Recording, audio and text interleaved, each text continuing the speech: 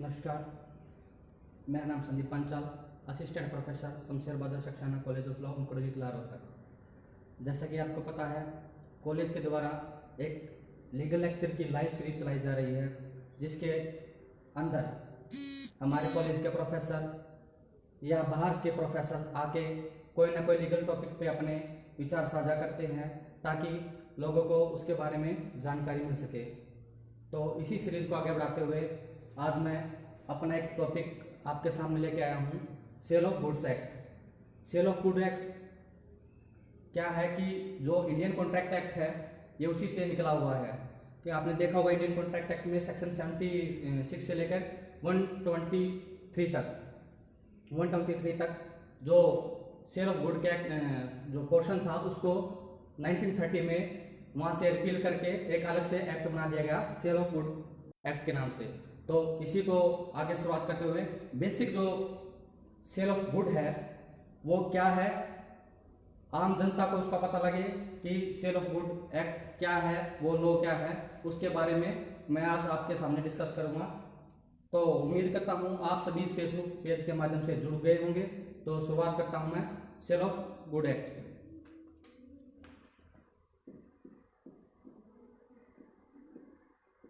Goods act 1930।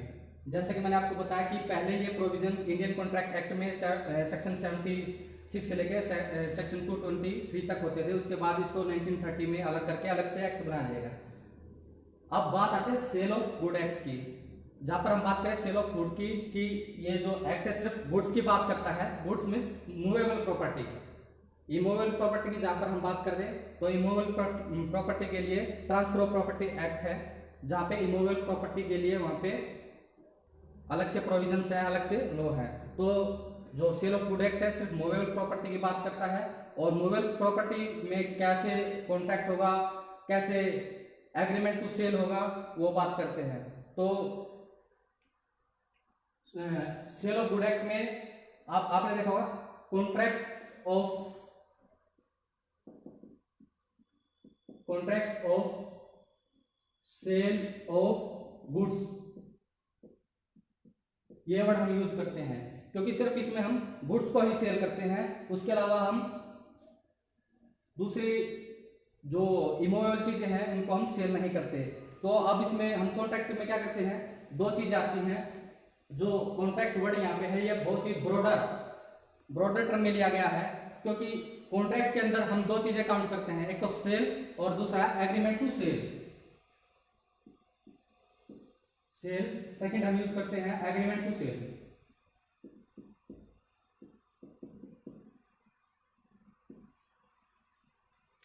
Cell पहले हम confirm करते हैं सेल क्या होती है। सेल ये होती है कि इमीडिएट पोजीशन जो हम ट्रांसफर करते हैं, या प्रॉपर्टी हम इमीडिएट ट्रांसफर करते हैं, उसको हम कहते हैं सेल। सपोज करो मैंने कोई पेन लेना है, अब सेलर जो है इमीडिएट इसका पोजीशन मुझे देता है, ओनरशिप ट्रांसफर करता है, इसको बोलते हैं सेल। अब बात आती है एग्रीमेंट टू सेल। इसलिए यहाँ पे ये वर्ड यूज किया गया क्योंकि एग्रीमेंट टू सेल है, ये फ्यूचर के लिए होता है, क्योंकि उस टाइम पे हो सकता है वो चीजें एग्जिस्टेंस में नहीं है, प्रोडक्शन हुआ ही नहीं उस चीज का। अभी तो मैं एक सिंगल पेन का आपको एक एग्जांपल दिया, मैं आपको एग्जांपल देता हूं कि मुझे 100 पेन लेने हैं इस तरह के, लेकिन हो सकता है सेलर के पास उस टाइम 100 पेन ना हो, तो वो बोलेगा कि मैं आपको in future within 1 week या विद इन 3 वीक्स आपको प्रोवाइड कराऊंगा। तो वहां पे हम एग्रीमेंट टू सेल करेंगे, क्योंकि वो यहाँ पे फ्यूचर की बात करता है, इमीडिएट पोजीशन ट्रांसफर नहीं हुआ, इमीडिएट गुड्स ट्रांसफर नहीं हुई। तो जहां पे ओनरशिप की बात होती है सेल में इमीडिएट,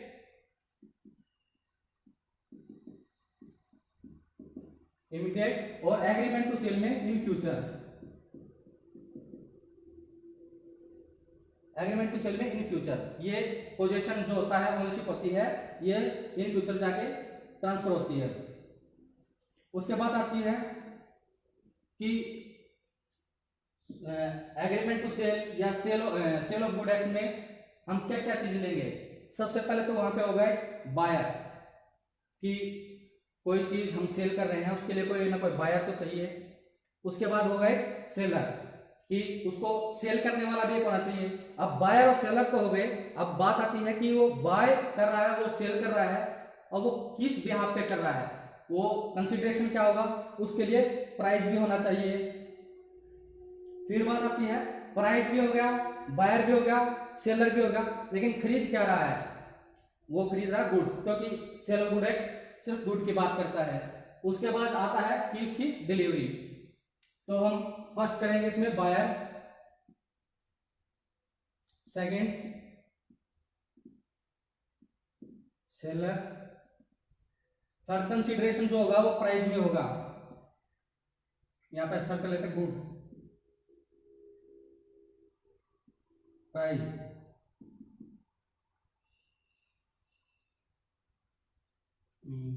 बायर सेलर डिलीवरी। ये चीजें हैं जो सेल ऑफ गुड एक्ट को एक कंप्लीट बनाती हैं, और इसी पे हम डिस्कस करेंगे। जैसे कि हम बात करते हैं बायर की। बायर है सेक्शन, बायर की जो डेफिनेशन है सेक्शन 2 क्लोज 1 में दे रखी है कि बायर क्या होता है, ए पर्सन हु एग्री, या तो वो एग्री है खरीदने के लिए, या वो खरीद ही रहा है। मैंने आपको बताया सेल और एग्रीमेंट टू सेल, जहां पे वो पर्सन बाय कर रहा है वहां पे इमीडिएट पोजीशन हो रहा है, और एग्री टू सेल आगे वो एग्री कर रहा है सेल करने के लिए, उसकी डेफिनेशन दे रखी है सेक्शन 2(1) में। फिर उसके बाद आते हैं हम सेलर में, सेक्शन 2(13). सेम डेफिनेशन यहां लगती है, ए पर्सन हु सेल और एग्री टू सेल। कोई पर्सन या तो सेल कर रहा है या सेल करने के लिए, अपनी गुड्स सेल करने के लिए एग्री है, उसको हम बोलेंगे सेलर। उसके बाद आती है हमारी गुड्स, सेक्शन 2(7).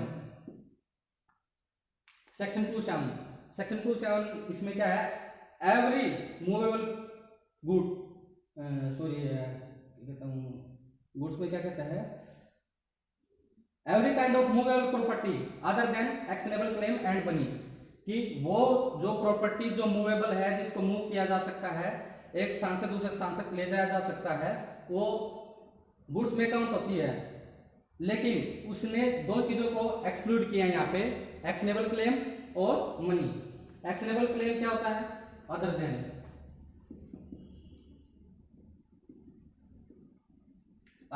एक्शनेबल क्लेम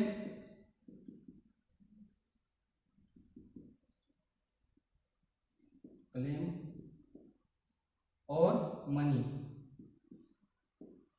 अब बात करते हैं एक्शनेबल क्लेम की।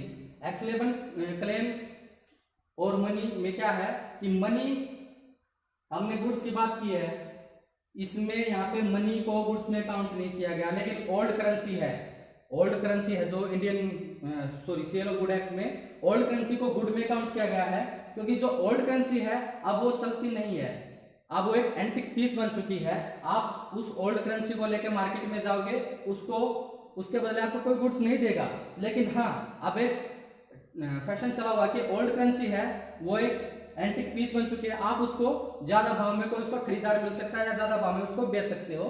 तो सिर्फ ओल्ड करेंसीज है उसको वहां पे गुड में काउंट किया है, लेकिन जो मनी है उसको गुड में काउंट इसलिए नहीं किया कि अगर मनी को हम यहाँ पे गुड्स में काउंट करते हैं तो गुड्स के बदले गुड्स, इधर से भी हम गुड्स ले रहे हैं, मनी को अगर हम गुड्स में काउंट करते हैं मनी भी गुड्स में जा रही है, तो गुड्स के बदले गुड्स की वस्तु के बदले हम वस्तु का व्यापार कर रहे हैं, तो ये सेल ऑफ गुड्स नहीं है। इसलिए मनी को गुड्स की डेफिनेशन से यहाँ पे एक्सक्लूड कर दिया गया है।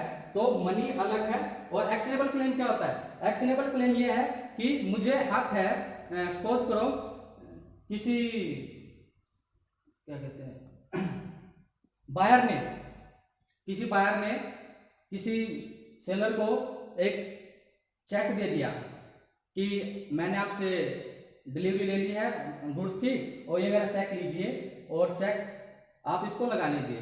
जब सेलर जो चेक लगाता है चेक डिसऑनर हो जाता है। डिसऑनर होने के बाद सेलर के पास एक राइट है, एक हक है कि वो एक्शन ले सकता है उसके ऊपर एक सूट डाल सकता है, लीगल एक्शन ले सकता है। इसको हम बोलेंगे एक्शनेबल क्लेम कि सेलर के पास एक राइट है एक्शन करने का, एक एक्शन ले लेगा। इसमें cheque, bill of exchange,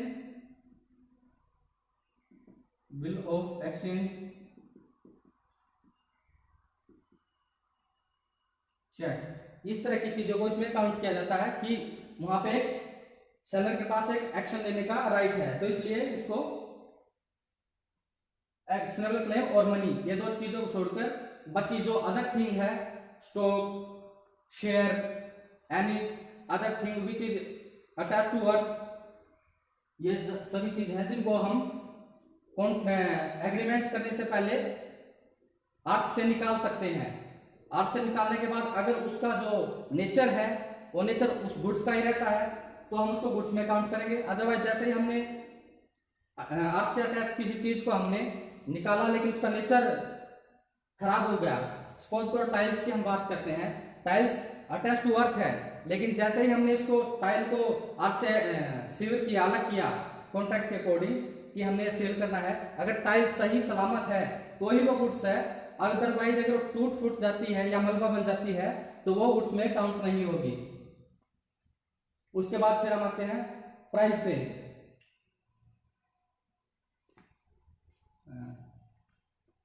goods seller price, price की डेफिनेशन देंगे सेक्शन 210 में।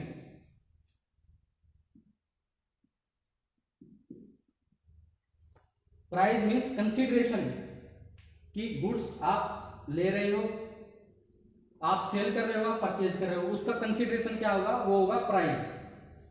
यहाँ पे प्राइस मनी में काउंट होगा। उसके बाद बात आती है डिलीवरी की। डिलीवरी क्या होती है कि डिलीवरी की डेफिनेशन सेक्शन 22 में।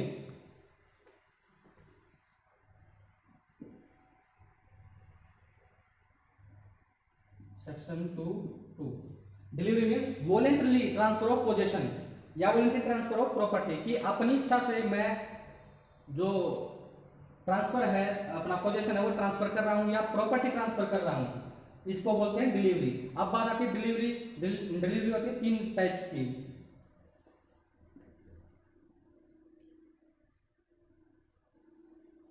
फिजिकल, एक्चुअल डिलीवरी क्या होती है कि इस हाथ ले और इस हाथ दे, आपने वर्ड सुना होगा कि मैंने पैसा दिया और गुड्स को लिया, इसको फिजिकल डिलीवरी बोलते हैं कि हाथों हाथ मैंने गुड्स खरीदा और पेमेंट किया, इसको बोलते हैं एक्चुअल डिलीवरी। सेकंड है कंस्ट्रक्टिव डिलीवरी।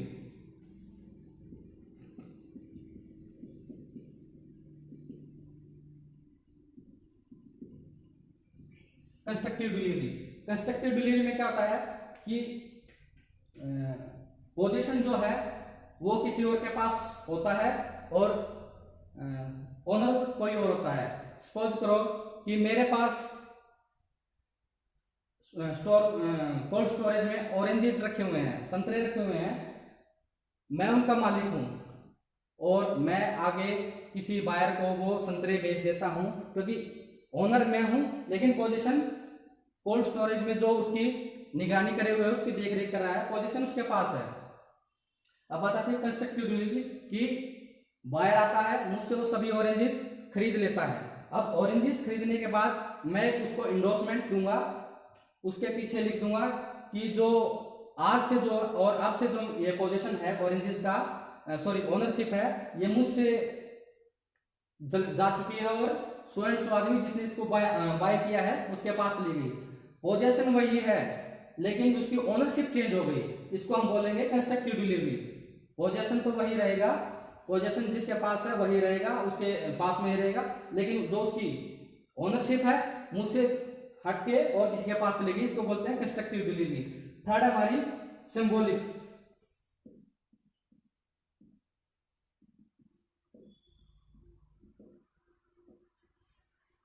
सिंबॉलिक डिलीवरी क्या होती है कि हमने सांकेतिक रूप पे उस किसी गुड्स की डिलीवरी कर दी। सपोज करो कि कोई गाड़ी है, गाड़ी को मैंने सेल किया, अब मैं उसकी क्या डिलीवरी उसके सर पे नहीं रख सकता, उसके सर पर या कहीं उस पे रह नहीं सकता, गाड़ी की मैं जो की है वो उसके जो न्यू ओनर है जिसने उसको बाय किया है उसको मैं गाड़ी की चाबी दूंगा। गाड़ी की चाबी देने के बाद सिंबॉलिक डिलीवरी कि मैंने अपना पोजीशन ट्रांसफर कर दिया, इसको बोलते हैं सिंबॉलिक डिलीवरी।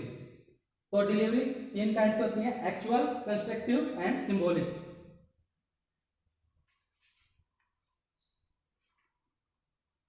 अब उसके बाद आती है गुड्स पे।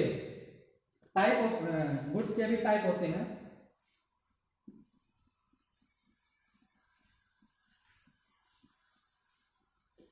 गुड्स के टाइप्स हैं 3 काइंड्स के, जिस तरह डिलीवरी के काइंड्स हैं।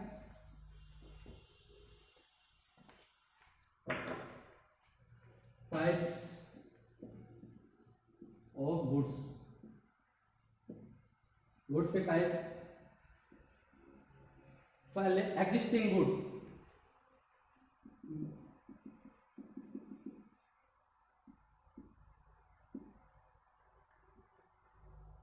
Future good,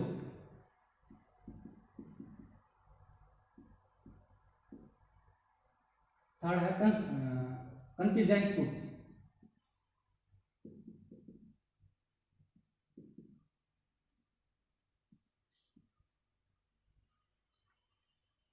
contingent good. तो गुड्स के 3 काइंड है, existing, future and contingent good. Existing good वो होती है जो अभी हमारे पास है, अभी उसका अस्तित्व है, उसको हम बोलेंगे existing good. Future good, future good वो होती है कि अभी हमारे एग्जिस्टेंस में नहीं है, उसको हम बाद में मैन्युफैक्चर करना है, प्रोड्यूस करना है और एक्वायर करना है। मैन्युफैक्चर, प्रोड्यूस और एक्वायर, बाद में इन फ्यूचर में जाके हम उस गुड्स को बनाएंगे।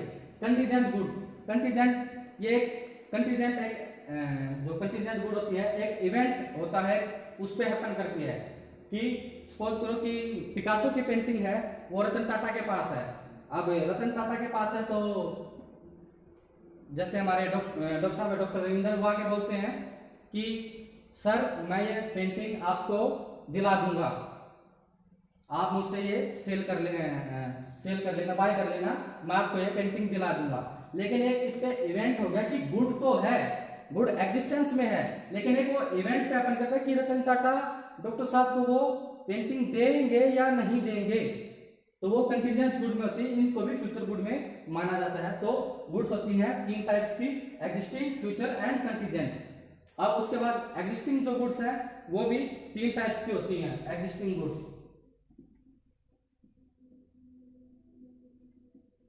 Specific good,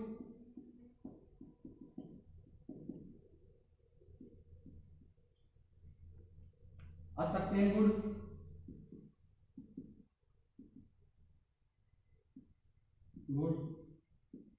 uncertain good.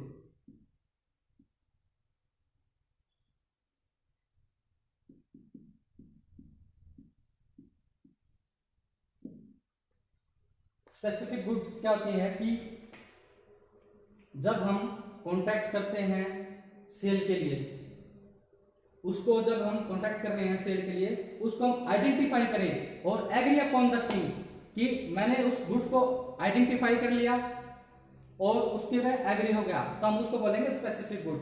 Suppose इसका मैं अब आपको एग्जांपल देता हूं कि मेरे पास 4 पेन रखे हैं, green, red, blue and black. अब पेन रखे हैं 4, लेकिन जैसे ही कोई बायर आएगा उसको पेन तो चाहिए, लेकिन उसने स्पेसिफाई किया मुझे ग्रीन पेन चाहिए, पेन चाहिए, गुड्स है 4 हैं, उसमें से 4 में से उसने एक को स्पेसिफाई किया मुझे ग्रीन पेन चाहिए, वो हो गया स्पेसिफिक गुड। जहां पे उसने आइडेंटिफाई कर दिया गुड्स को, वो हो गया स्पेसिफिक गुड। असर्टेन गुड और अनसर्टेन गुड। असर्टेन गुड क्या होती है कि एक बल्क है, बल्क से आप गुड्स को निकाल के आइडेंटिफाई करके अलग कर लेते हो, उसको बोलते हैं असर्टेन गुड। जैसे आपने देखा होगा कि जो फल विक्रेता है, आपने देखा होगा कि एप्पल, सेब की ढेरी लगी होती है, जैसे ही वो सेब की ढेरी लगी हुई है, ढेरी लगी है, वो होगी अनसर्टेन गुड, क्योंकि अभी तक उनको आइडेंटिफाई नहीं किया गया है। ढेरी है जो सेब की अनसर्टेन गुड में आएंगी, क्योंकि उनको आइडेंटिफाई नहीं किया गया है।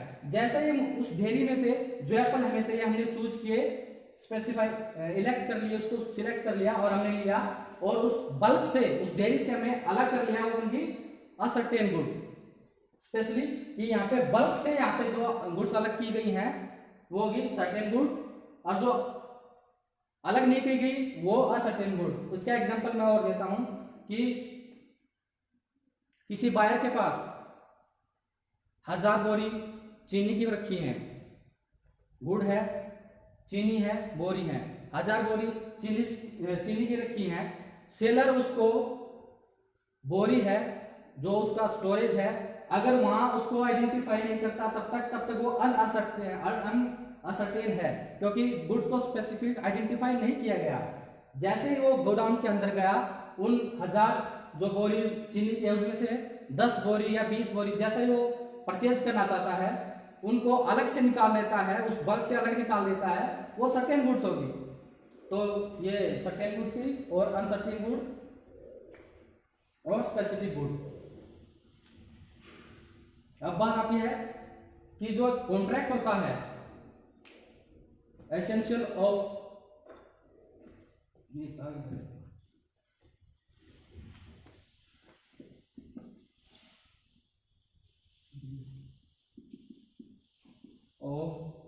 a contract of sale of good।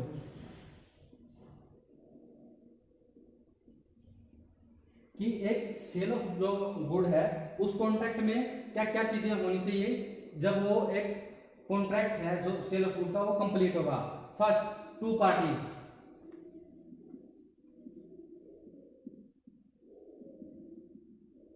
कि एक कॉन्ट्रैक्ट में 2 पार्टियां होंगी, एक बायर और एक सेलर। बायलैटरल कॉन्ट्रैक्ट होगा जहां पे 2 पार्टियां होंगी, तो पहली कंडीशन है वहां पे 2 पार्टियां होंगी, एक बायर और एक seller. Second, subject matter,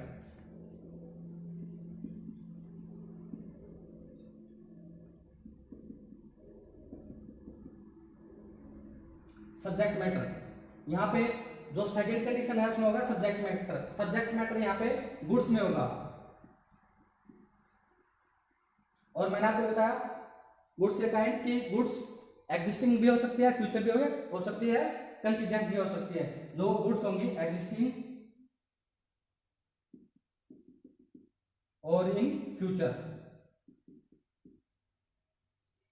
goods दो सब्जेक्ट मैटर में जो गुड्स होंगी वो एग्जिस्टिंग भी हो सकती हैं और फ्यूचर गुड्स भी हो सकती हैं। थर्ड इसकी है प्राइस, कि जो प्राइस है हम बाय और सेल कर रहे हैं, सब्जेक्ट मैटर है, हम उसको बाय और सेल किस लिए कर रहे हैं, किसी प्राइस पे कर रहे हैं। तो प्राइस का क्या हो सकता है, प्रॉमिस भी हो सकता है, प्राइस और पेड भी हो सकता है। कि अगर एग्जिस्टिंग जो प्राइस है इसको हम पेड भी बोलेंगे, प्रॉमिस, कि या तो प्राइस दे दिया या प्राइस वो आगे जाके देगा। तो थर्ड जो इसकी एसेंशियल है वह प्राइस। उसके बाद आता है ownership, transfer of ownership.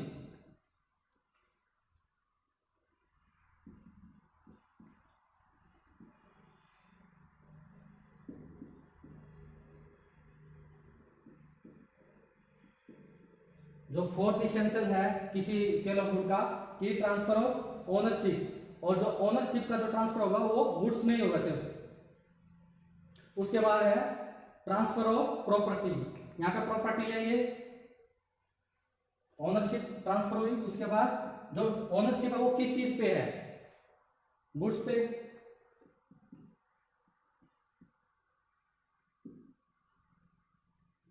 Transfer property,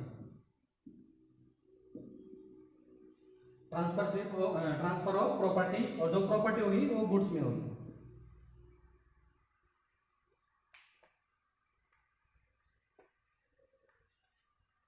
ownership property, जहां पे प्रॉपर्टी है, जिस चीज पे ओनरशिप है वही है, एक्चुअली ये एक ही काउंट किया जाता है इनको, कि ओनरशिप और जो प्रॉपर्टी है वो गुड्स, ओनरशिप ट्रांसफर हुई तो वो प्रॉपर्टी ट्रांसफर हुई जो कि गुड्स में है।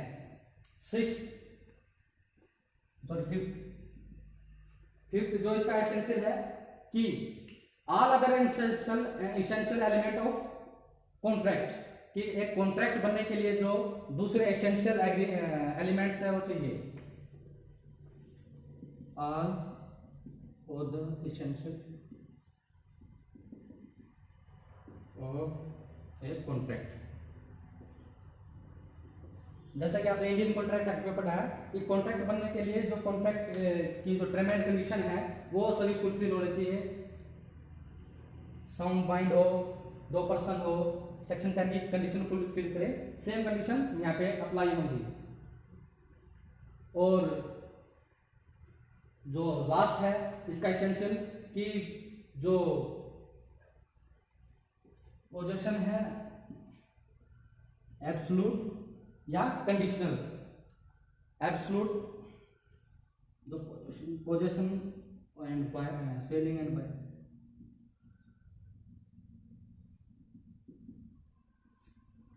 एंड कंडीशनल, एब्सोल्यूट और कंडीशनल। एब्सोल्यूट में मैंने आपको बताया कि transfer same time at the same time of contract, जब कॉन्ट्रैक्ट हो रहा है तब प्रॉपर्टी का या ओनरशिप का ट्रांसफर हो, और जो कंडीशंस हैं वो हो। कंडीशनल में आगे जाके कोई कंडीशन है, फ्यूचर में जाके इसको काउंट किया जाता है। तो ये जो एलिमेंट है ये सेल ऑफ गुड्स के एग्रीमेंट कॉन्ट्रैक्ट में होने जरूर चाहिए, क्योंकि अगर इनमें से एक भी एलिमेंट अगर कम है या फॉलो नहीं किया गया तो वो कॉन्ट्रैक्ट तो होगा लेकिन contract to sale of good नहीं है, बिकॉज ये गुड्स में काउंट करता है Indian sale of good act की ये कंडीशंस है, जहां पर ये कंडीशन है तो ये वो सेल ऑफ गुड काउंट किया जाएगा। अब बात आती है कि सेल और agreement to sale,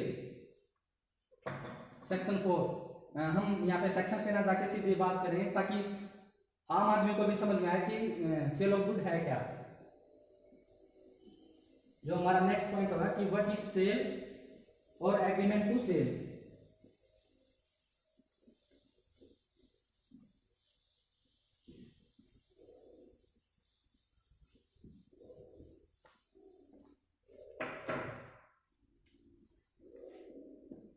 sale and agreement to sale, जैसे कि मैंने आपको बताया कि सेल जो होगा वो होगा eight the time of contract की हाथों हाथ वहां पे गुड एग्जिस्टेंस में है, हाथों हाथ उसको डिलीवरी कर दी, कंसिडरेशन हो गया, यह पहला। सेकेंड है फिर agreement to sale. Agreement to sale हमेशा फ्यूचर गुड के लिए होता है कि वो गुड हमें बाद में प्रोड्यूस करनी है, मैन्युफैक्चर करनी है या एक्वायर करनी है कहीं से, तो वो फ्यूचर के लिए होता है। इसको हम बोलेंगे at the time of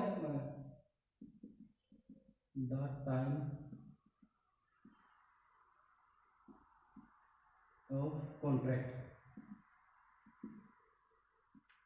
existing हो रहा है, कॉन्ट्रैक्ट के साथ कर दी, agreement to sell for future goods. जो एग्रीमेंट टू सेल है वो फ्यूचर गुड्स के लिए होता है। अब आपको पता लगा कि जो सेल ऑफ गुड में कि स्पेशल जो सेल ऑफ गुड एक्ट 1930 है वो सिर्फ गुड्स में डील करता है। गुड भी मूवेबल प्रॉपर्टी मूवेबल गुड होनी चाहिए, उनमें डील करता है। एक बायर होना चाहिए, सेलर होना चाहिए, स्पेसिफिक गुड होनी चाहिए, प्राइस होना चाहिए, डिलीवरी होनी चाहिए। उसके बाद मैंने आपको बताया कि गुड्स 3 काइंड की होती हैं, 3 तरह की गुड्स होती हैं, existing, future and contingent good. उसके बाद एग्जिस्टिंग गुड्स हैं वो फर्दर 3 काइंड्स की होती हैं, स्पेसिफिक, असर्टेन, अनअसर्टेन, ये भी मैंने आपको बताया। अब उसके बाद मैंने कंडीशन बताई कि जो कंडीशन होंगी कि एक सेल ऑफ गुड में एक कंडीशन है कि जो हम एक कॉन्ट्रैक्ट कर रहे हैं, एक एग्रीमेंट कर रहे हैं, उसमें जो जो चीजें होंगी वो 6 चीजें आपको मैंने बताई। 2 पार्टियां होनी चाहिए, सब्जेक्ट मैटर होना चाहिए, प्राइस होना चाहिए, ट्रांसफर ऑफ ओनरशिप या ट्रांसफर ऑफ प्रॉपर्टी होनी चाहिए, और जो दूसरी अगर चीजें हैं जो एक कॉन्ट्रैक्ट को बनाने के लिए एसेंशियल है वो सभी चीजें होनी चाहिए। और जो पेमेंट है या ट्रांसफर ऑफ प्रॉपर्टी है, एब्सोल्यूट या कंडीशनल होना चाहिए कि या तो उसी टाइम हो या इन फ्यूचर हो। उसके बाद sale and agreement to sale, मैंने आपको बताया सेल एग्जिस्टिंग करता है उसी टाइम पे, एग्रीमेंट टू सेल करता है इन फ्यूचर के लिए। जहाँ पे हम फ्यूचर की बात करें कि वो चीज अभी हमारे पास है नहीं, मीन्स सेलर के पास अभी वो चीज है नहीं, वो फ्यूचर में उसे प्रोड्यूस करेगा, मैन्युफैक्चर करेगा या हायर करेगा, जैसे भी जो करेगा एटलीस्ट इन फ्यूचर वो बायर को देगा। तो ये था। उसके बाद आता है contract of sale how made.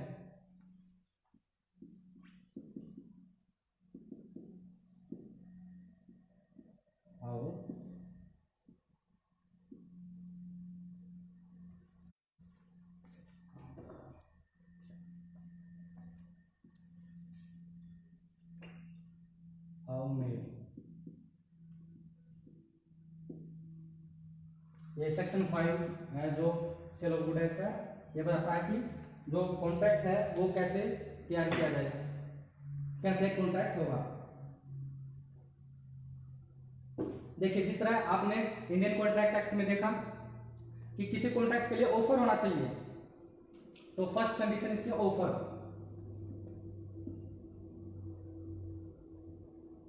Offer दो तरीके से होता है, या तो सेलर करे कि मुझे ये चीज बेचनी है, या बायर करे कि मुझे ये चीज खरीदनी है। ऑफर, वो ऑफर बाय सेलर और बाय बायर, दोनों ही साइड से कोई भी एक पार्टी ऑफर करेगी और जो सेकंड पार्टी है उसको एक्सेप्ट करेगी। सेकंड पार्टी है वो उसको एक्सेप्ट करेगी। और उसके बाद ऑफर हो गया। सेकंड है फिर इमीडिएट डिलीवरी ऑफ गुड्स, कि जो गुड्स की डिलीवरी है वो इमीडिएट होगी। फर्स्ट ऑफर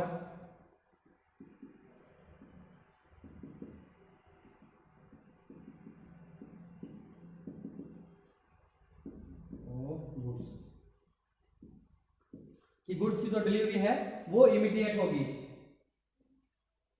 उसके बाद गुड्स की डिलीवरी की बात आ गई। अब बात आती है पेमेंट की, कि जो प्राइस है उसकी पेमेंट है इमीडिएट होगी या नहीं होगी। तो इसमें सेकंड है जो प्राइस है वो भी इमीडिएट भी हो सकता है और इन फ्यूचर भी हो सकता है, कि कुछ प्राइस हमने अभी पे कर दिया, कुछ प्राइस हम इंस्टॉलमेंट में आगे इन फ्यूचर पे कर देंगे। तो जो डिलीवरी है वो इमीडिएट भी हो सकती है और इन फ्यूचर भी हो सकती है। इसी तरह price at the time of contract हो सकता है या इन फ्यूचर हो सकता है। और उसके बाद इसमें है जो एग्रीमेंट है, सॉरी कॉन्ट्रैक्ट है सेल का, delivery immediate delivery of goods and in future.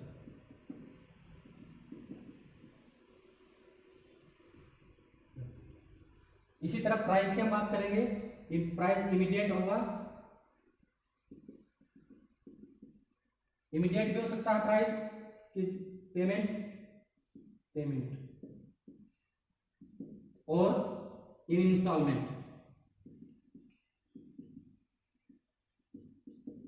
Instalment में हम उसकी पेमेंट हो सकती है। अब थर्ड जो इसका कॉलम है कि जो कॉन्ट्रैक्ट होगा sale of contract of sale of good, कि वो कैसे हो सकता है, तो वो इन राइटिंग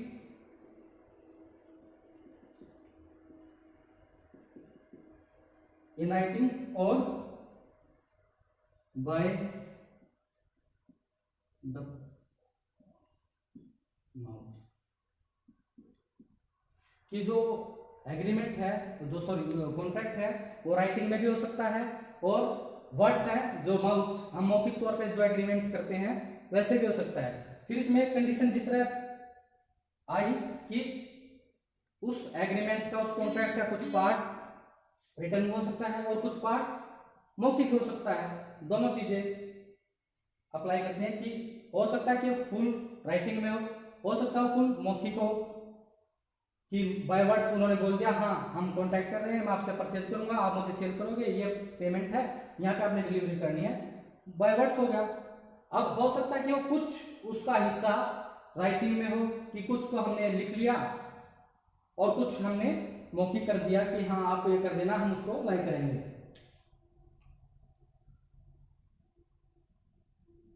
अब ये होगा। उसके बाद सेक्शन 6,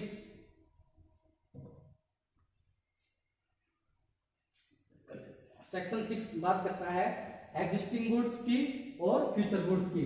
मैंने आपको बताया कि एग्जिस्टिंग गुड्स वो है जो eight the time of agreement, eight the time of contract existence में है, वो एग्जिस्टिंग गुड है। और जो बाद में इन फ्यूचर हमने प्रोड्यूस करनी है उनको हम बोलेंगे फ्यूचर गुड। तो एग्जिस्टिंग गुड्स वो है जो कॉन्ट्रैक्ट के टाइम पे है, और फ्यूचर गुड्स वो है जो बाद में प्रोड्यूस करनी है, मैन्युफैक्चर करनी है। फिर सेक्शन 7 है goods perishing before making of contract, कि कॉन्ट्रैक्ट बनने से पहले कोई चीज खराब हो जाए। यहाँ पेरिशिंग जो वर्ड यूज किया गया, खराब होना, सड़ना, डैमेज होना, या फिर मार्केट वैल्यू है वो भी डाउन आ जाना। ये जो पेरिशिंग वर्ड है ये काफी ब्रॉड है, कि हमने कॉन्ट्रैक्ट तो कर लिया लेकिन कॉन्ट्रैक्ट करने से पहले ही वो चीज खराब हो चुकी है, या है वो खराब हो चुकी है, या उस बायर और सेलर को उस बारे में पता नहीं। तो अगर हम इस तरह से अगर कोई कॉन्ट्रैक्ट करते हैं तो वो वॉइड हो जाएगा। अब इसी तरह सेक्शन 8 है, वो क्या कहता है, good perishing before sale but after agreement to sale, कि सेल से पहले, कि एग्रीमेंट तो आपने बना लिया कि मैं आपसे ये चीज परचेज करूंगा, ये गुड्स परचेज करूंगा और आप इसको खरीदोगे, ये हमारा प्राइस वैल्यू रहेगा, ये कंसिडरेशन रहेगा, कि एग्रीमेंट बना लिया लेकिन सेल, उसको सेल नहीं किया। अभी सेल करने से पहले वो चीज खराब हो जाती है। मैं आपको एग्जांपल देता हूं कि आपने देखा होगा कि गाड़ियां हैं, गाड़ियां आपको ऑफर देती है कि 3 day trial, 4 day trial, 5 day trial, कि आप ट्रायल लो, उसके बाद अगर आप चाहते हो तो गाड़ी को खरीद सकते हो, ले सकते हो। तो बायर ने क्या किया, गाड़ी के ट्रायल पे ले लिया। अभी क्या है, पोजीशन में तो है, गाड़ी बायर के पोजीशन में है, लेकिन अभी उसने बाय नहीं किया, वो सिर्फ ट्रायल के लिए लेके गया। पोजीशन है, ओनरशिप अभी ट्रांसफर होना बाकी है, और अभी ओनरशिप ट्रांसफर हुआ भी नहीं है।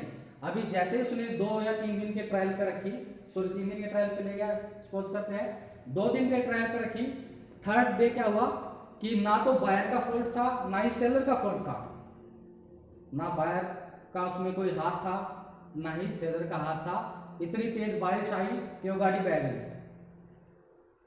गाड़ी बह गई। तो एग्रीमेंट टू सेल हो चुका था लेकिन अभी उसको हमने सेल नहीं किया था, तो वो उस सिचुएशन में कॉन्ट्रैक्ट अवॉइड हो जाता है। अब बात आती है असर्टेनमेंट ऑफ प्राइस, कि प्राइस को कैसे फिक्स करेंगे। सेक्शन 9 है कि हम कोई गुड सामान खरीद रहे हैं, कोई वस्तु खरीद रहे हैं, उसमें जो प्राइस है हम उसको प्राइस को कैसे निर्धारित करेंगे। तो प्राइस में यहाँ पे 3 तरीके के बताए गए हैं प्राइस निर्धारित, कि या तो पार्टी अपने आप फिक्स करे प्राइस, या किसी थर्ड पार्टी से वैल्यू लगवाए, उसकी इवेलुएट करे उसको, या तो आप करें फिक्स करें कि ये वैल्यू होगी, या थर्ड पार्टी से वैल्यू लिखवाए उसकी, या फिर जो उनका कॉन्ट्रैक्ट का जो उनका कॉन्ट्रैक्ट का जो कोर्स चला हुआ है उसी कोर्स के दौरान वो पार्टी वो डिसाइड करे कि प्राइस क्या होगा। कि उन्होंने कोई वस्तु लेनी है, कोई सामान खरीदना है, बायर बोलता है कि मुझे खरीदनी तो है लेकिन ये चीज में मुझे ठीक नहीं लग रही, मैं इसको इतने का नहीं ले पाऊंगा, मैं इसको इतने का नहीं ले पाऊंगा, मैं इससे थोड़ा डाउन जो पेमेंट है वो दूंगा, ज्यादा पेमेंट मैं इसकी नहीं दे, जो आप पेमेंट बता रहे हैं वो मैं नहीं दे पाऊंगा क्योंकि ये मुझे ठीक नहीं है, इसमें ये कमियां हैं या ये मुझे इस तरह पसंद नहीं आया। तो उस कॉन्ट्रैक्ट के कोर्स के दौरान अगर सेलर भी ये कह देते चलो ठीक है इसका जो प्राइस मैंने बोला आप वो नहीं दे रहे, जो आप बोल रहे हो वो दे रहे हो, तो ऐसे ही उसको प्राइस जो असर्टेन हो जाएगा। अब बात आती है कि प्राइस असर्टेन करने के लिए फिक्स पार्टीज करेगी, सेकंड थर्ड पार्टी से वैल्यूएशन कराएगी, थर्ड या जो कॉन्ट्रैक्ट का कोर्स है उसके अकॉर्डिंग ही वो डिसाइड करेंगे। अगर वो ऑप्शन नंबर 2 चूज करते हैं कि जो वैल्यूएशन है वो थर्ड पार्टी जो है वो आके उसकी गुड्स की वैल्यू डिसाइड करें कि उसका प्राइस क्या होगा, तो वहां पे हम सेक्शन 10 में जाएंगे कि सेक्शन 10 में जो वैल्यूअर है वो जो है गुड्स की प्राइस डिसाइड करेगा कि प्राइस क्या है, कितना प्राइस है, ये रीजनेबल है या नहीं है। अब उसके बाद आप यहाँ तक गुड्स पता लगा, सेल पता लगा, प्राइस पता लगा, यहाँ तक। उसके बाद आते हैं कंडीशन एंड वारंटी, क्योंकि बेसिकली जो सेल ऑफ गुड एक्ट है बेसिकली उसमें 4 ही चीज जो मेन है, basic, second condition and warranty, third transfer of property, fourth जो राइट्स है अनपेड सेलर, वो सिर्फ ये चीज मेन है। उसके बाद जो फर्दर जो चीजें वो एग्जाम बेस के लिए आती हैं, लेकिन एक बेसिक सीखने के लिए सिर्फ 4 चीजें तो हम फर्स्ट क्लियर कर चुके हैं जो उसका बेसिक है। अब हम करते हैं कि कंडीशन एंड वारंटी।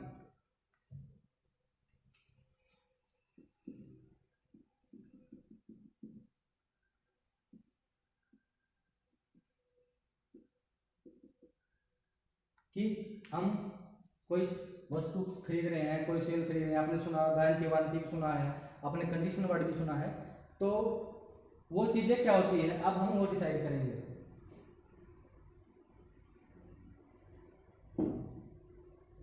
कि कंडीशन में हमने क्या कर दिया कि हम कोई गुड खरीद रहे हैं, कोई वस्तु खरीद रहे हैं, उस पर हम कंडीशन लगाते हैं कि मुझे वो स्पेसिफिक चीज चाहिए, उस पर्पज के लिए चाहिए। मैं आपको एग्जांपल देता हूँ, आजकल पबजी का बड़ा क्रेज है, लॉकडाउन में जब सब पबजी खेल रहे हैं, पबजी का बड़ा क्रेज है। अगर कोई आदमी मोबाइल खरीदने के लिए जाता है और मोबाइल खरीदने के लिए जब वो जाता है तो शॉप पे जाके ये कहता है कि मुझे पबजी खेलनी है, इस तरह का कोई फोन दीजिए जिसमें मैं पबजी आसानी से खेल सकूं, मुझे कोई हर्डल्स ना हो, मुझे कोई रुकावट ना हो, मैं इजीली पबजी वहां पे खेल सकूं। उसने बायर ने अपनी कंडीशन बता दी, मुझे वो फोन चाहिए जिसमें मैं पबजी खेल सकता हूं, उसने ये कंडीशन वहां पे दे दी। उसके बाद वो उस फोन जो सेलर है वो इस तरीके का फोन देता है कंडीशन बताने के बाद। लेकिन अगर कंडीशन बताने के बाद बायर ने फोन लिया, उसके बाद वो घर गया, उसने वही घर जाके पबजी खेला, लेकिन पबजी खेलने में उसे वही रुकावट पैदा हुई, रैम का प्रॉब्लम जो होता है नॉर्मली, वही रुकावट पैदा हुई, वो प्रॉब्लम सामने आई, तो वो वापिस जाएगा सेलर के पास। अब इस कंडीशन में वो क्या कर सकता है, वो उस फोन को वापिस भी कर सकता है और अपने जो है पैसे वापस ले सकता है, क्योंकि उसने अपनी कंडीशन पहले ही बता दी थी। जो कंडीशन एंड वारंटी है, अपनी परचेज करने से पहले अपनी कंडीशन बता दी थी कि मुझे इस तरह का फोन चाहिए और मुझे इस पर्पज के लिए चाहिए। उसके बाद अगर सेलर वो कंडीशन फुलफिल नहीं करता तो उसके लिए टोटली सेलर जो है वो लायबल है। अब उसके बाद बात आती है वारंटी की, कि भाई वारंटी क्या होती है। वारंटी क्या है, सेकेंडरी चीज है जिसमें सेलर खुद बायर को वारंटी देता है कि आप ये चीज लीजिए, अगर ये हो गया तो हम ये करके देंगे, या तो इसको हम रिपेयर करके देंगे, या हम इसको रिप्लेस करेंगे। वो सेकेंडरी चीज है कि वारंटी में बायर आगे से सेलर आगे से बायर को वारंटी देता है, कंडीशन में बायर है वो सेलर को अपनी कंडीशन बताता है। ये कंडीशन एंड वारंटीज हैं। अब उसके बाद हम आते हैं कंडीशन एंड वारंटी। अब बात आती है कि जब कंडीशन है वो वारंटी में कब बदल जाती है, कि कंडीशन को व्हेन कंडीशन को भी ट्रीटेड एज वारंटी।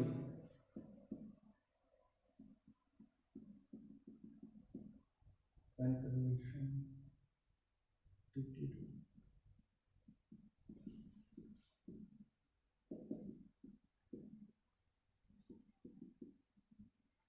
कि जो कंडीशन है उनको हम वारंटी में कब उसको ट्रीट करेंगे, जो कंडीशन दी है।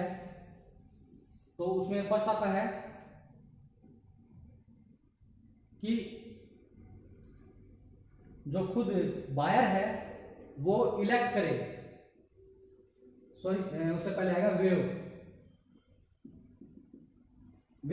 फर्स्ट वेव, कि वो जो अपना राइट है उसको छोड़ दे, कि उसने कंडीशन तो बताई कि मुझे इस तरह का फोन चाहिए जिसमें मैं पबजी खेल सकूं, इस तरीके का। लेकिन कंडीशन बताने के बाद भी उसमें सेम प्रॉब्लम आई, तो उसने क्या किया, जो सेलर है उसने फ़ोन लिया, बोला मैं इसमें रिपेयर करा देता हूँ, इसमें कुछ एक्स्ट्रा चीज़ जो है वो मैं इसमें डलवा देता हूँ, चेक करा देता हूँ। वहाँ पे चाहता तो वो अपना राइट रिटेन कर सकता है बायर, लेकिन उसने ऐसा नहीं किया। उसने क्या किया, जो कंडीशन थी उस कंडीशन को छोड़ के सेलर की बात मानी कि मैं, जो सेलर ने बोला कि मैं इसको ठीक करा देता हूँ या इसमें देख देता हूँ क्या करनी है। जब बायर खुद अपना राइट को वेव कर रहा है, जो कंडीशन थी अब वो कंडीशन वारंटी में चली जाएगी, उसको ट्रीटेड एज वारंटी किया जाएगा, क्योंकि कंडीशन के अकॉर्डिंग उसको रिटेन करना वापस करना चाहिए था। लेकिन बायर क्या कह रहा है, मैं इसको ठीक करा देता हूँ, जो रिपेयर और रिप्लेस वाली जो चीजें होती हैं वो वारंटी में आती हैं। तो यहाँ पे उसने अपना राइट वेव कर दिया, बायर ने अपना राइट वेव कर दिया। तो फर्स्ट कंडीशन है कि वेव कर दिया। अब सेकंड है कि इलेक्ट करे, बायर इलेक्ट करे कि उसकी जो कंडीशन है उसको वारंटी में ट्रीट किया जाए। तो इन दोनों ही सिचुएशन में बायर जो है अपना राइट खो देगा रेपुडिएट करने का, रिजेक्ट करने का, रिफ्यूज करने का उस चीज को, जब वो अपन राइट वेव कर देता है या इलेक्ट करता है कि मुझे अपनी कंडीशन जो है वारंटी में ट्रांसफर करनी है, उस गुड्स को लेकर, उसको हम मैंने फोन का एग्जांपल दिया था, उस कंडीशन में भी जो बायर है वो चीज को रिफ्यूज करने का, रिटर्न करने का अपना राइट खो देता है इन दोनों कंडीशंस में। अब बात आती है थर्ड,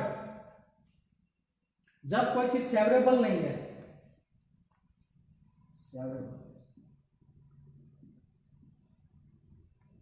सेवरेबल कि उस चीज को अलग ही नहीं किया जा सकता। इसका मैं आपको एग्जांपल देता हूं। मकान बनाते हैं, मकान में किसी ने बोल दिया कि मुझे अंबुजा सीमेंट चाहिए। अब रेत में अंबुजा सीमेंट मुझे चाहिए तो ही मैं मकान का आगे काम कराऊंगा। लेकिन क्या किया, अंबुजा सीमेंट की जगह उसने दूसरा सीमेंट लगा दिया और उसमें रेत में मिक्स कर दिया। अब जो रेत, अब उसको सेवरल नहीं किया जा सकता, उसको अलग नहीं किया जा सकता। तो इस सिचुएशन में भी जो कंडीशन थी कि अंबुजा सीमेंट लगानी है, वो कंडीशन अब मिक्स हो गई है, उसको अलग नहीं किया जा सकता रहते। अब उस कंडीशन को वारंटी में ट्रीट किया जाएगा कि या तो उसको रिप्लेस करे, रिप्लेस ही करना पड़ेगा तो, क्योंकि उसको अलग नहीं किया जा सकता। तो इस सेवरेबल नहीं किया जा सकता जहां पे चीज को, वहां पे भी उसको वारंटी में ट्रीट किया जाएगा। ये थे when condition to be treated warranty. अब बात आती है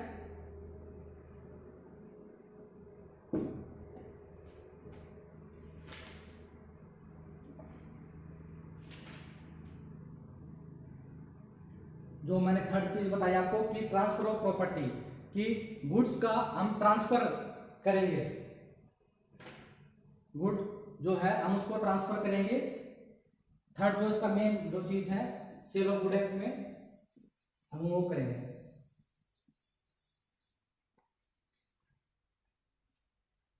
transfer of property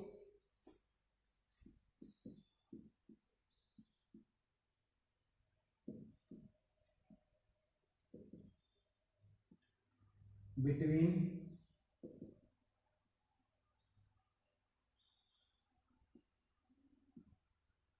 and buyer, कि प्रॉपर्टी को हम ट्रांसफर कैसे करेंगे। कि सबसे पहली चीज बेसिक में बता रहा हूं कि जो भी हम, जो एक सेलर है वो बायर को गुड्स को ट्रांसफर करेगा, वो कैसे करेगा, वो डेरिवेटिव स्टेट में होना चाहिए, वो मींस इस कंडीशन में होनी चाहिए कि वो उसको आगे ट्रांसफर कर सके। सेक्शन 20 है ड्यूरेबल, जो स्टेट उसमें कंडीशन ऐसी होनी चाहिए कि गुड्स की कि उसको हम आगे ट्रांसफर कर सके।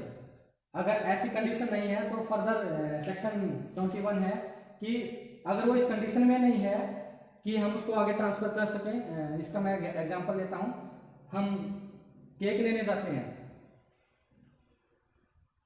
केक लेने जाते हैं, जो सेलर है केक हमें दे दिया, लेकिन वो इस कंडीशन में दिया, डिलीवरेबल स्टेट में नहीं था कि उसने केक तो दिया लेकिन नीचे से जो गत्ता है या जिसको हम होल्ड करके लेके आ सके उस कंडीशन में वो नहीं है।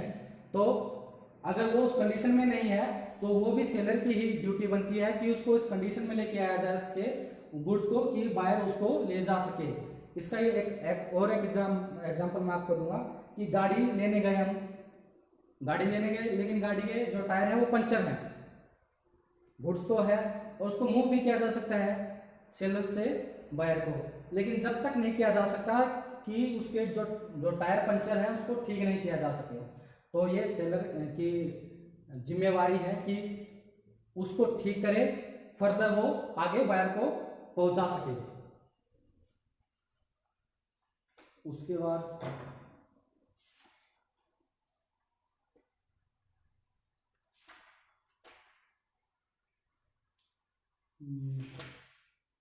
रिस्क हम बात करते हैं कि जब रिस्क जो है जो गुड्स है, गुड्स के साथ एक रिस्क भी होता है कि गुड्स को हम ट्रांसफर तो कर रहे हैं लेकिन रास्ते में कुछ ऐसी अनहोनी हो जाए या ऐसी कुछ घटना घट जाए कि वो जो सामान है वो गुड्स है वो खराब हो जाए, तो उसके लिए कौन लायबल होगा।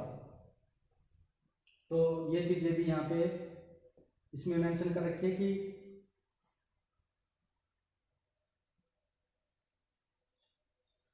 अगर कॉन्ट्रैक्ट में अगर ये चीज डाल रखी है कि जो गुड्स हैं जब हम उसको ट्रांसफर करेंगे तो वो सेलर के रिस्क पे जाएगा या बायर के रिस्क पे जाएगा, कि उन्हीं का रिस्क होगा जब वो एक गुड्स को एक जगह से दूसरी जगह पर मूव कर रहे हैं, तो वहां पर ये चीजें भी आएंगी। इसके बाद जो लास्ट है जो बिल्कुल कि जो अनपेड सेलर हैं उसके राइट्स क्या हैं, ये बिल्कुल लास्ट टॉपिक है जो मेन है। ये सेक्शन 45 से स्टार्ट होता है, राइट ऑफ अनपेड सेलर।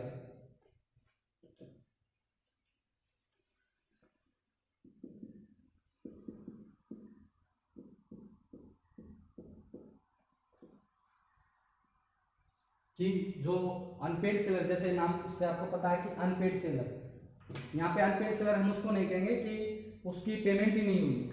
यहाँ पे according to sale of good act उसकी चाहे कुछ पार्ट जो है पेमेंट का चाहे वो भी पेड हो चुका है और जो रिमेनिंग पार्ट्स है पेमेंट का वो अनपेड है, तो भी हम उसको अनपेड सेलर ही ट्रीट करेंगे सेल ऑफ गुड में, चाहे भले ही 1 रुपया ही अभी पेंडिंग क्यों ना हो उसकी पेमेंट कंप्लीट होने में, तो उसको हम अनपेड ही बोलेंगे। तो अनपेड जो सेलर है उसके राइट्स क्या हैं, तो बेसिकली अनपेड सेलर के राइट है कि वो जो ट्रांसजिस्ट में जो चीज़ है मीन्स जो उसने चीज़ें गुड्स भेजी हैं, सामान भेजा है बायर को, अगर उसे ये पता लग जाए कि जो है बायर इंसॉल्वेंट हो चुका है और जो गुड्स है वो अभी ऑन द वे है और जो बायर है वो इंसॉल्वेंट हो चुका है, तो सेलर का राइट है कि वो उस गुड्स को वापस मंगा सकता है, रिटर्न कर सकता है वापस। सेकंड कि जो सेलर है, सेलर के पास गुड्स पड़ी हुई हैं और गुड्स पड़ी हैं तो बायर उसे खरीदने डिलीवरी ले नहीं रहा, बार बार नोटिस दे रहे हैं फिर भी वो नहीं कर रहा, तो एज ए लियन जो होता है वो सेलर उस पर लियन होता है गुड्स पे, तो वो उसको आगे फर्दर भार है और उसको फर्दर वो आगे रीसेल कर सकता है। तो ये कुछ राइट थे अनपेड सेलर के और कुछ बेसिक था जो सेल ऑफ गुड्स का, कि जो लॉ के स्टूडेंट है और एक कॉमन आदमी है जिसे अपने जो सेल ऑफ गुड के राइट के बारे में पता होना चाहिए, क्योंकि इंडियन कॉन्ट्रैक्ट एक्ट के बारे में, कॉन्ट्रैक्ट के बारे में पता है लेकिन सेल ऑफ गुड का अभी तक लगभग सबको नहीं पता है। तो ये कुछ बेसिक चीज़ थी जो मैंने आपको बताई है। अगर किसी स्टूडेंट को कि ये लगता है कि कुछ टॉपिक है या कुछ पार्ट है वो, हालांकि मैंने स्किप किया है कुछ पार्ट, जैसे sale by description, sale by sample, केवल इम्पिटर, वो एक लीगल है, जो लॉ के स्टूडेंट हैं उनके लिए वैल्यूएबल है। अगर किसी स्टूडेंट को लगता है कि वो चीज़ें क्लियर नहीं हुई है तो मुझे कमेंट कर सकते हैं। कोशिश करूँगा कि सभी के मैं कमेंट की और सभी की जो क्वेरीज हैं उनको मैं सॉल्व कर पाऊँ। इसी के साथ मैं आज का लेक्चर समाप्त करता हूँ और उम्मीद करता हूँ मेरे द्वारा जो जानकारी है मुझे आपको दी है मैंने आज, वो आपको काफ़ी पसंद आई होगी। धन्यवाद।